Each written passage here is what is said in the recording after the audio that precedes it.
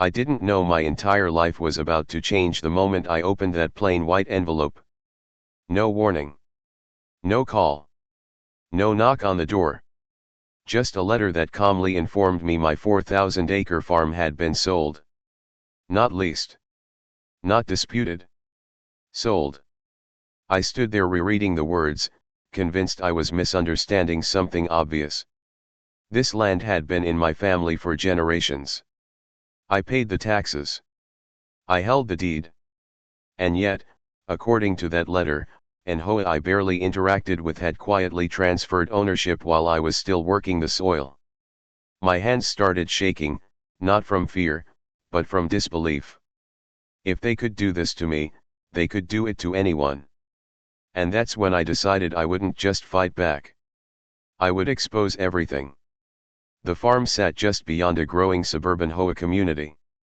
Years earlier, developers built homes near my land and formed an association to manage shared spaces.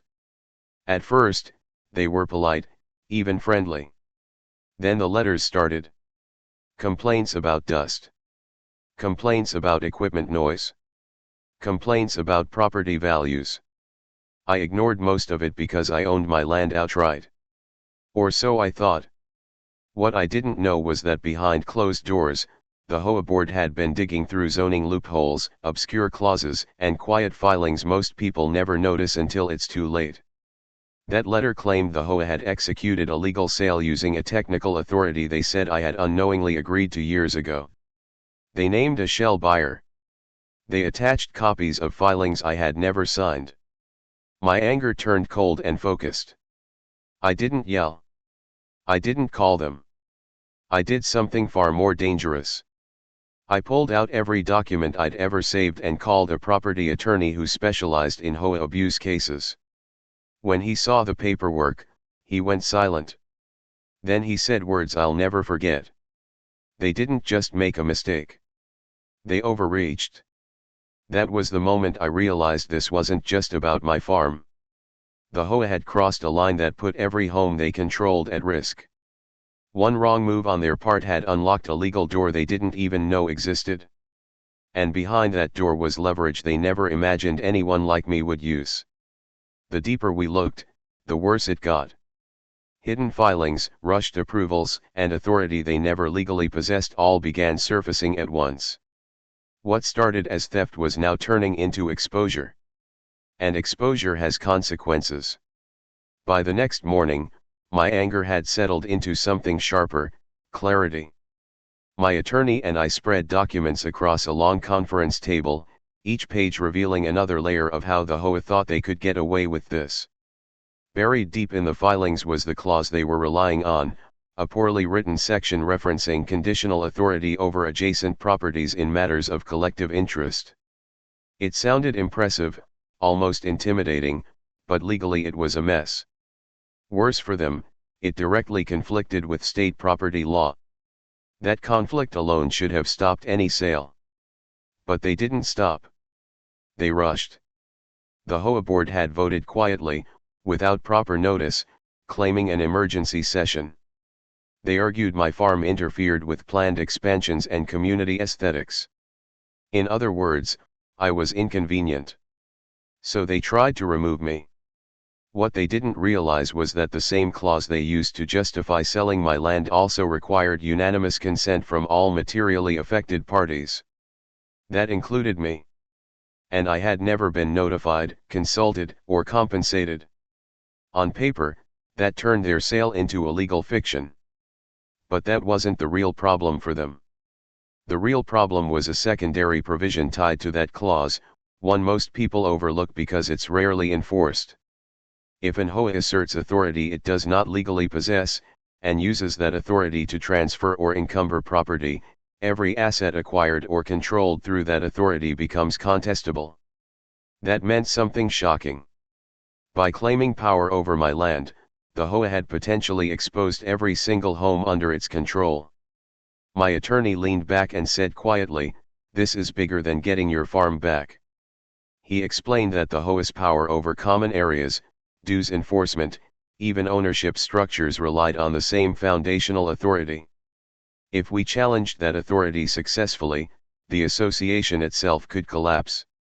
Homes wouldn't vanish, but the HOA's grip on them would. Titles could revert. Liens could dissolve. Years of control could disappear overnight. I didn't want revenge. I wanted justice. But justice, in this case, came with leverage. We prepared a response, not to the HOA, but to the county recorder and state oversight office. We challenged the sale, the authority, and the filings all at once.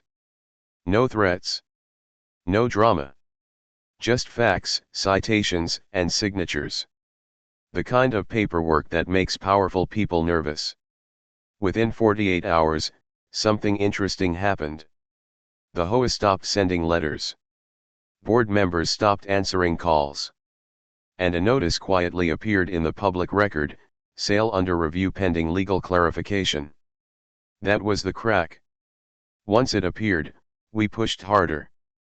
Because now the question wasn't whether they could sell my land. It was whether they had ever been allowed to control anything at all. The first sign that we had truly shaken them didn't come as a letter or a call. It came as silence. Complete, unnatural silence. For weeks, the HOA had flooded my mailbox with warnings, notices, and threats. Now, nothing. That kind of quiet only happens when people are scrambling behind closed doors, trying to figure out who made the fatal mistake and how to undo it before anyone else notices. But by then, it was already too late. The public record had been touched, and once that happens, panic spreads faster than truth. My attorney began receiving calls from people who suddenly wanted clarification. HOA lawyers. Former board members. Even a consultant who claimed he had only advised them in theory. They all asked the same question in different ways. Could this be fixed quietly? The answer was always the same. No. The moment they asserted authority they didn't have, the system turned against them. The law doesn't care about intentions. It cares about actions. And theirs were now documented. Inside the HOA, things were unraveling fast. Emergency meetings were called. Accusations flew. One board member resigned immediately. Another tried to delete old emails, not realizing copies had already been subpoenaed. Homeowners began asking why the association was suddenly under legal review. Rumors filled the neighborhood. Some said the HOA had tried to steal land. Others said dues might be invalid. Fear replaced confidence, and that fear started pointing in one direction. That's when the State Oversight Office responded. A formal inquiry was opened into the HOA's authority, governance, and financial actions. It wasn't loud or dramatic. Just a notice. But that notice changed everything. Banks hate uncertainty. Title companies hate risk. And suddenly, every home under that HOA was surrounded by both. Refinancing paused. Sales stalled. Lenders asked questions the HOA couldn't answer. Meanwhile, my farm was no longer listed as sold. The shell buyer vanished. The deed reverted pending investigation. But I didn't celebrate. Not yet. Because what was unfolding wasn't just my victory. It was a collapse. The HOA had built its power on an assumption no one would ever challenge them. And now, that assumption was gone. My attorney looked at me and said, "You can end this now and walk away." I shook my head. They didn't just try to take my land.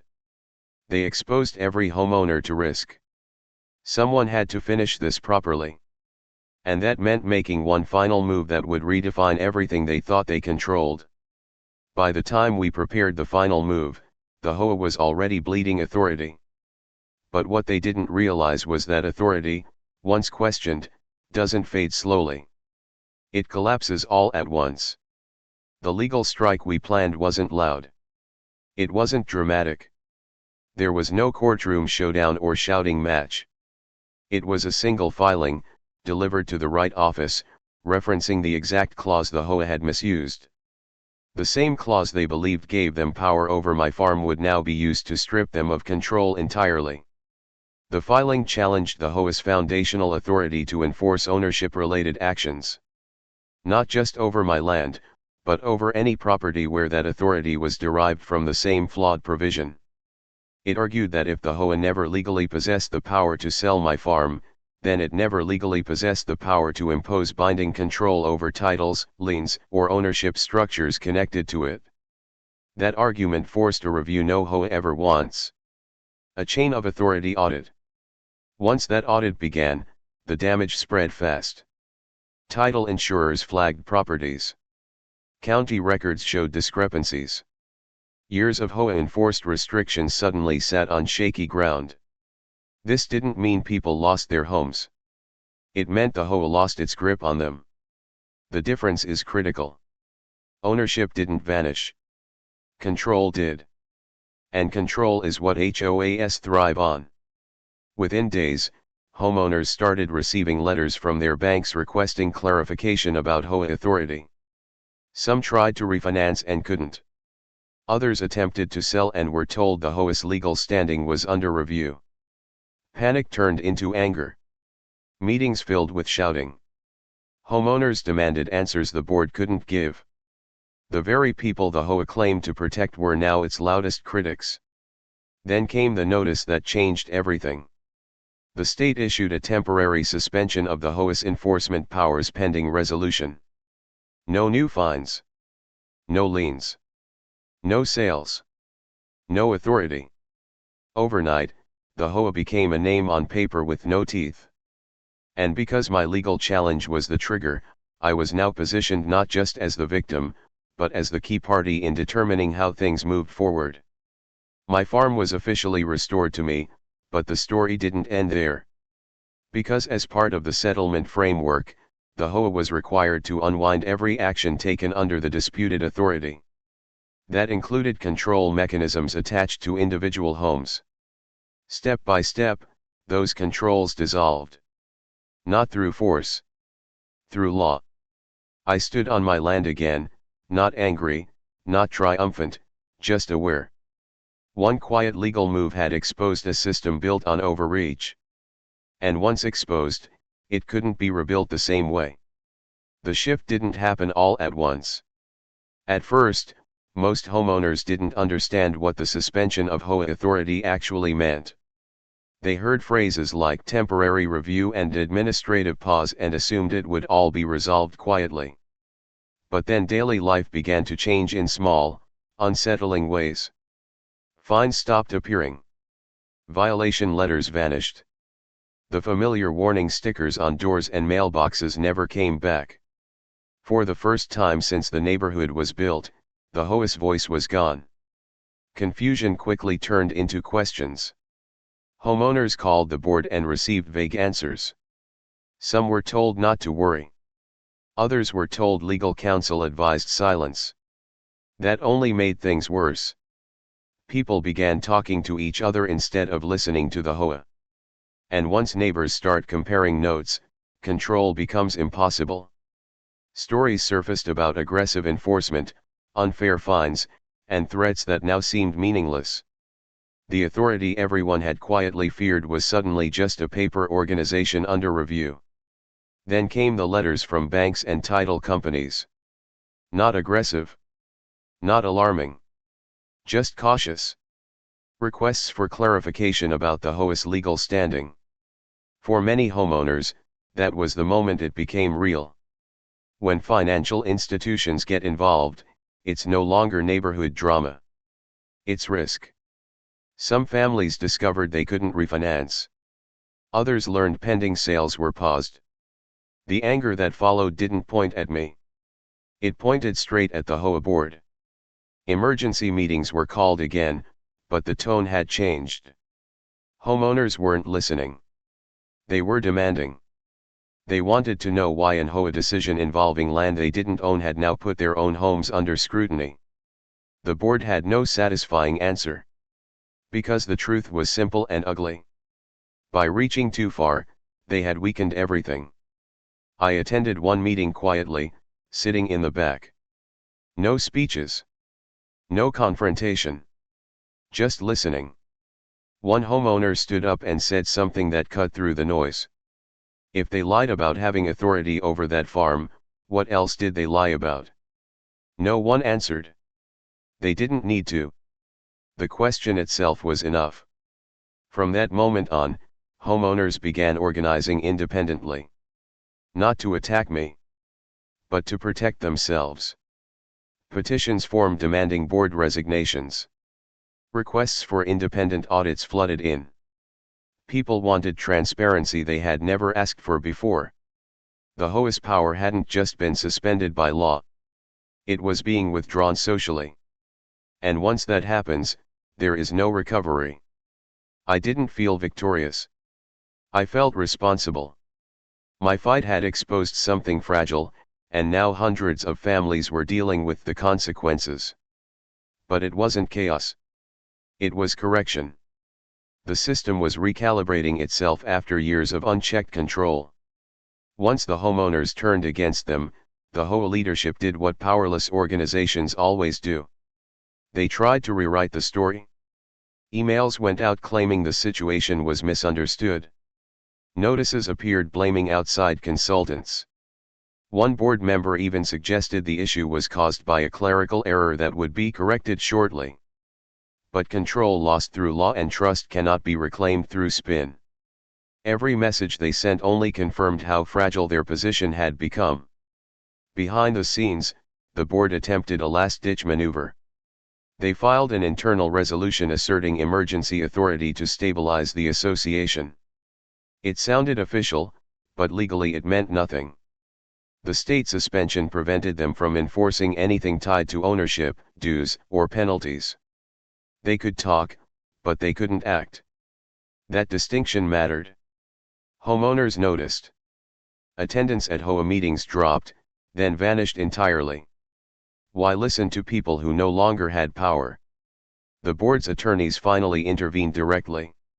They proposed a settlement that would quietly restore the HOA's authority in exchange for dismissing the broader challenge. It was framed as compromise. In reality, it was fear. Accepting it would have given them back control without accountability. I refused. Not out of stubbornness, but because the problem wasn't personal anymore. The association had already proven it couldn't be trusted with unchecked power. As pressure mounted, resignations followed. First the treasurer. Then the vice president. Finally, the president stepped down, citing personal reasons. Each resignation weakened the structure further. Without a functioning board, the HOA couldn't even argue its case effectively. The very system designed to enforce order now struggled to organize itself. The State Oversight Office took note. With leadership unstable and authority suspended, they appointed an independent administrator to oversee the HOA temporarily. That appointment was the final confirmation that the old structure was finished. Decisions would now be reviewed externally. Records would be audited. Actions would be scrutinized. The era of quiet control was over. Homeowners reacted with relief rather than fear. Many realized for the first time how much power they had surrendered simply by assuming the HOA knew what it was doing. Conversations shifted from panic to planning. What did a fair system look like? How much authority was actually necessary? Could things be simpler? I watched all of this unfold knowing one truth. The HOA didn't lose because of me. They lost because they tried to take what wasn't theirs and relied on silence to protect them. Silence failed. Law did not. And what came next would permanently reshape how this community governed itself. The resolution didn't arrive with a bang. It arrived with paperwork. Slow, methodical, unavoidable paperwork. The independent administrator began by ordering a full audit of the HOA's authority, finances, and enforcement history. Every fine, every lien, every warning letter issued under the disputed clause was reviewed. For homeowners, it felt like watching a knot slowly loosen. For the former board members, it felt like watching years of unchecked decisions come back one by one. The audit revealed what many had suspected but never proven. The HOA had repeatedly acted beyond its legal scope, not just with my farm, but with enforcement actions that relied on the same shaky authority. Some fines were improperly issued. Some liens were never valid to begin with. In several cases, homeowners had paid penalties they never legally owed. The administrator ordered refunds. That single act did more to destroy the HOA's credibility than any lawsuit ever could. Next came the restructuring. The administrator presented homeowners with clear options. Either dissolve the HOA entirely and transition to a minimal maintenance agreement, or rebuild it with sharply limited powers and strict oversight. The choice forced people to confront something they had avoided for years. Did they want convenience at the cost of control, or responsibility with transparency? For the first time, the decision was truly theirs. As votes were cast, something unexpected happened. Neighbors who had barely spoken before began working together. Committees formed. Volunteers stepped forward. The community didn't fall apart without the HOA's heavy hand. It adjusted. People communicated directly instead of through violation notices. Problems were solved with conversations instead of fines. What the HOA once claimed was impossible turned out to be surprisingly simple.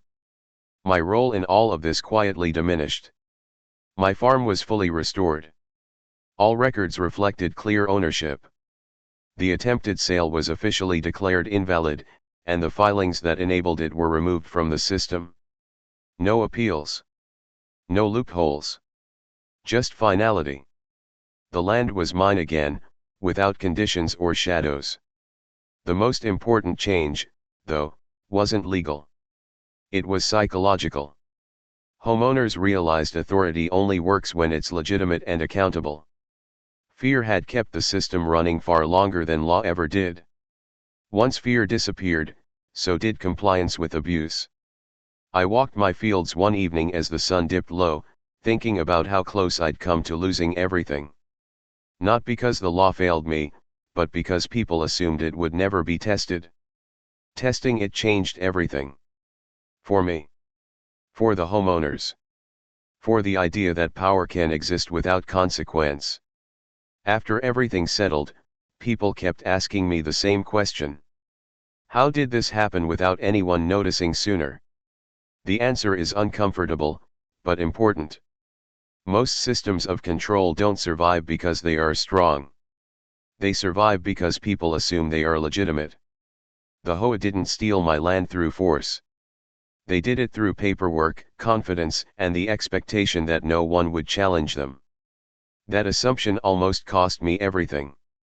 HOAs often rely on complexity as a shield. Long documents. Vague language. Endless references to authority that sounds official but is rarely tested. Homeowners sign, comply, and move on with their lives. Over time, enforcement becomes normal, even when it quietly drifts beyond legal boundaries. The moment someone pushes back with facts instead of fear, the entire structure is exposed. That's what happened here. Not because I was special, but because I refused to accept that's just how it works as an answer. One of the biggest misconceptions homeowners have is believing an HOA's power is absolute. It isn't. Every HOA derives its authority from specific laws, specific documents, and specific limits. The moment it acts outside those limits, it becomes vulnerable. But vulnerability only matters if someone is willing to look closely enough to find it. Most people never do. They pay the fine. They accept the warning. They move on. That's how overreach becomes routine. I also learned something about silence. The HOA counted on mine. They assumed I would be confused, intimidated, or too busy to fight back. Silence protects abuse far more effectively than intimidation ever could. Once I stopped being silent, everything changed. Not because I shouted, but because I documented, questioned, and acted deliberately. For homeowners watching this, the lesson isn't to start wars with your HOA. It's to understand what you're agreeing to and what you're not. Ask where authority comes from. Ask who oversees it. Ask what happens when it's misused. Power that cannot answer those questions clearly is power waiting to be challenged.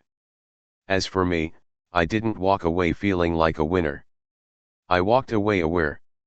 Aware that land, homes, and rights can be taken quietly if no one pays attention. Aware that the law only works when someone is willing to invoke it. And aware that one well-placed legal move can do more than loud resistance ever could. The HOA lost control not because it was attacked, but because it revealed itself. And once revealed, it could never go back to operating in the dark again. Looking back now, with the land secure and the HOA reduced to a cautionary footnote, people assume I must feel satisfied. Victorious. Proud. The truth is quieter than that. I feel grateful I noticed the warning signs when I did. Because if I had ignored that letter, even for a few weeks, the outcome could have been very different. Paper trails harden fast. Silence gives them strength. Timing, I learned, is everything. If I had to do it again, the first thing I would still do is stop reacting emotionally. Panic benefits the people who overreach. Calm investigation exposes them. I didn't confront the HOA because confrontation would have alerted them. I documented. I verified. I involved professionals who understood the system better than I did. That choice turned a theft into a liability for them. Law favors preparation, not outrage. The second thing I would absolutely do again is insist on transparency. The HOA's power collapsed the moment it was forced into the open. Authority that depends on secrecy is not authority at all. It's performance.